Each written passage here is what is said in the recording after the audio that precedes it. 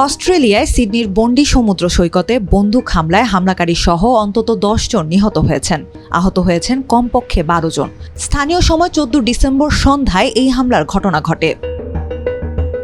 Police জানায় আহত অবস্থায় আরেক বন্দুকধারী হেফাজতে আছেন।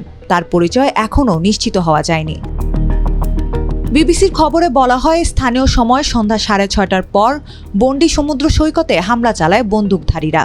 এ সময় ইহুদিদের হানুক্কা উৎসব উপলক্ষে সৈকতে এক অনুষ্ঠানে অংশ নিয়েছিলেন কয়েক শত মানুষ। প্রত্যক্ষদর্শীরা জানান, প্রায় 50টি গুলির শব্দ শোনা গেছে। ঘটনার কিছুক্ষণ পরেই পুলিশ উপস্থিত হয়। এ সময় সৈকত থেকে শত শত মানুষ ছোটাছুটি করে নিরাপদ আশ্রয়ের দিকে দৌড়াতে থাকেন। হ্যারি উইলসন নামের এক প্রত্যক্ষদর্শী বলেন, আমি কমপক্ষে 10 জনকে মাটিতে পড়ে থাকতে দেখেছি। চারপাশ রক্তে ভেসে যাচ্ছিল। অস্ট্রেলিয়ার প্রধানমন্ত্রী অ্যান্থনি আলবানিজ এই ঘটনাকে মর্মান্তিক এবং বেদনাদায়ক বলে অভিহিত করেছেন। তিনি জানিয়েছেন, জরুরি উদ্ধারকারীরা ঘটনাস্থলে পৌঁছে জীবন বাঁচাতে কাজ করছেন। এই হামলার নিন্দা জানিয়েছেন ইসরায়েলি প্রেসিডেন্ট আইজ্যাক হারজোগ। ইহুদিদের উপর জঘন্য সন্ত্রাসীরা আক্রমণ করেছে বলে মন্তব্য করেন তিনি।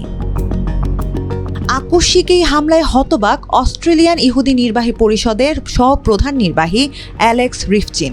তিনি বলেন, এই হামলা পরিকল্পিত হলে এটি অবশ্যই ভয়ঙ্কর ঘটনা, যা আমরা কখনোই কল্পনাও করিনি। বন্ডি সৈকতে তল্লাশি চালাচ্ছে পুলিশ। স্থানীয়দের সেই এলাকায় এড়িয়ে চলার পাশাপাশি পুলিশের নির্দেশনা মেনে চলার জন্য সতর্ক করা হয়েছে।